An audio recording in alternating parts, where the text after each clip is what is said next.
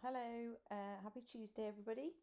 I just thought I'd just introduce this video as it's something a little bit different perhaps than what we've looked before. So Freddie in year 12 has been studying for his EPQ, which is the extended project qualification, which you can do as you get into sixth form as well. And as part of that, you have to do some research into a topic of your choice and then write about what you found out. So this presentation is the presentation that Freddie gave to his EPQ supervisors to explain the research that he'd done on what happiness is, which was his project. So Freddie has very kindly adapted this presentation for the CFS Baccalaureate virtual lectures. There are some quite challenging ideas in this lecture, but if you stick with it, I think you'll find the end of it very rewarding. And the follow-up activity this week is again something slightly different because it's quite a philosophical topic, although Freddie has put his own scientific spin on it. The questions at the end are more about your thoughts on what Freddie has said, with a couple of just fact-checking questions as well. So pay close attention. It might be worth discussing it with somebody at home, possibly an adult, because there are some quite challenging ideas in here, but really interesting to know your thoughts at the end of it. And I hope you enjoy it. I'm sure.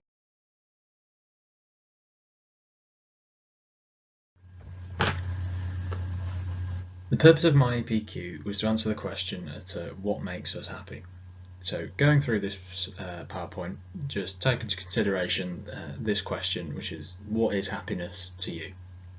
So when you Google happiness, you get some mixed results and there's no clear definition, and a lot of the definitions are quite philosophical and lack a lot of science or evidence. So if you do Google them, you get some of the images displayed on the screen.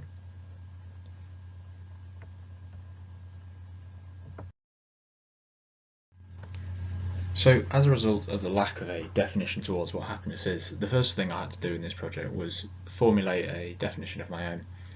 Now, as I was trying to get from a philosophical approach to a more scientific approach, I was making a much more scientific, pragmatic definition. So after a lot of research, the definition I came up with was that happiness regarding this project is a series of emotions, both positive and negative, working in unison to elicit a response which results in an optimal state of functioning. So I set my project out into 3 sections, or rules as I termed them. So the first one was a section on passion. So passion is essentially anything that drives you to do something and not to consider it to be work. And again, that's my own personal definition based on my research. And after a lot of research and a lot of reading, a man I encountered who had a lot of good ideas on this was a man called Stephen Kotler. And he had done a lot of research into what's known as the flow state. Now this is something that we would often associate with the runner's high, or a meditative state of Buddhist monks and the like. And what it essentially is, it's an optimal state of functioning, much like the one I referenced in my definition. And he identified 20 triggers to this optimal state of functioning. So some of them are on the board. Passion, unpredictability, challenge and risk were just a few. And ironically, these are things we do not associate with our everyday lives.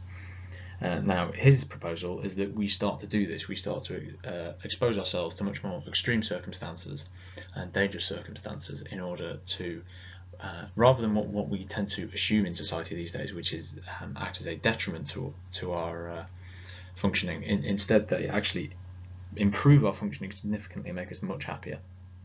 So what's happening in your brain in flow state is essentially the prefrontal cortex, which is the front part of your brain, which handles future planning and a perception of time as part of its role, which essentially is what allows you to feel anxious about anything, completely shuts down in the flow state.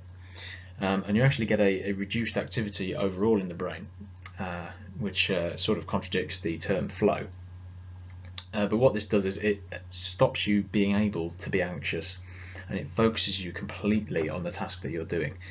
and it's been shown to boost productivity and happiness by up to 500%.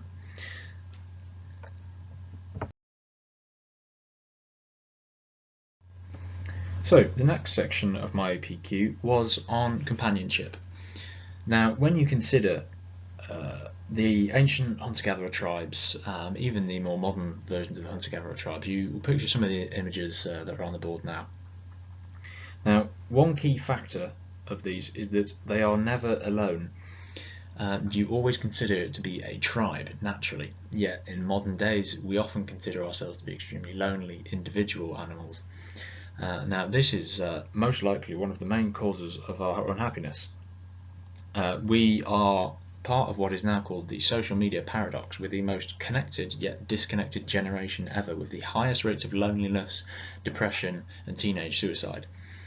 Now, one of the main causes of this is a lack of an ability to form meaningful relationships.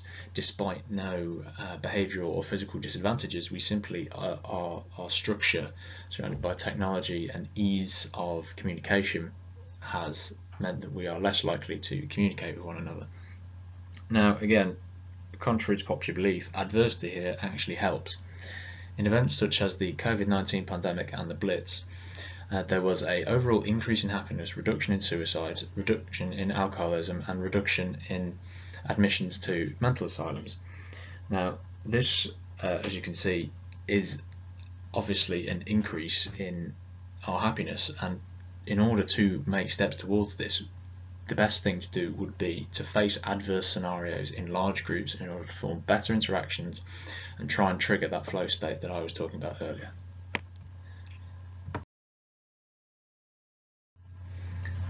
Now, the final section of my APQ was on something called imagined realities. Now, this was a prospect that I stole from one of the books that I read, and the best way to explain it would be to give an example. So, imagine you want to sue a company or go to a country. Now, logically, you just say, well, that's England, they have the flag, they live on the island. You say, that's Amazon, they have the parcels and the warehouses and the drivers. You know, these are things that help us identify these organisations. But these logos, these anthems, all of these factors, they are simply just a communal agreement. They have no real power. They have no real influence over us. It is simply a choice that we allow these things to influence us in order to maintain some sort of stability in our society. Now, these things could be used for an immensely positive effect, known as the Pygmalion effect, which I'll get onto in a minute. But instead, due to these structures working heavily in the favour of sociopaths, as they do not have to form individual relationships with every single member of the population or tribe, if you look at it in that respect, they simply have to form relationships with a select few. So essentially, the people that rise to the top are the best manipulators. The best manipulators are those who experience little emotion and who experience more selfish thoughts. So essentially, we have emotionless, selfish people rising to the top of these organisations, and therefore instilling this thing known as the Golem effect, which is essentially an effect in which if you expect somebody to do badly, they will statistically do significantly worse. So, the effect these people aren't utilising is known as the Pygmalion effect. Now, to explain the Pygmalion effect, I'll explain this experiment by a man called Robert Rosenthal in 1964. So this was essentially the opposite of the Golem effect. So he presented a group of university students with two rats which were identical in intelligence and size and physical ability. One of the rats was marked intelligent. One of them was marked unintelligent, poorly bred, inadequate compared to the other rats. Now, the students were exposed to the rats for a short period of time before the rats were then made to run through the same maze and were timed. Now, interestingly, they found that in nearly all cases, the intelligent rat did significantly better than the unintelligent rat, despite them having the exact same ability. Now, this was to do with something known as the Pygmalion effect. So this applies to humans as well. In society, when we see somebody as superior to us, richer than us, it's quite simply just better than us, we want to be their friend. We make eye contact with them more, we smile at them more, we will do things to help them more. We see someone is intelligent, we do exactly the same. We expect them to do well on tests, and a social construct is built around them being clever, and they simply become clever in order to meet those social guidelines. So essentially, you can work this in your favour. If you start to believe in yourself more and you publicise this and you start saying to people, I can do this, I will do this, I have done this, and you start giving evidence, people will start unconsciously at first to make steps towards helping you. They will just simply be nicer to you, and those nicer acts will increase your overall happiness and your overall efficiency.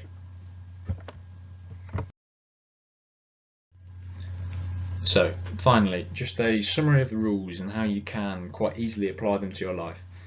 So the first one would be to incorporate that passion, incorporate that flow into your life. Now, it is extremely difficult to incorporate it to the extent which it would need to be in order to sort of get back to that optimal state.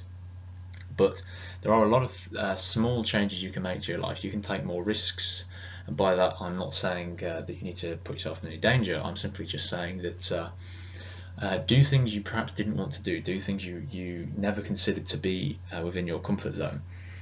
And then the next one would be to seek interaction and finding a common enemy and a common goal. And in the present time, we're actually quite lucky in this respect, as we do have a lot of these common goals and common enemies. We have climate change, we have COVID-19, we have all of these things, and you can really scale them down to just local communities.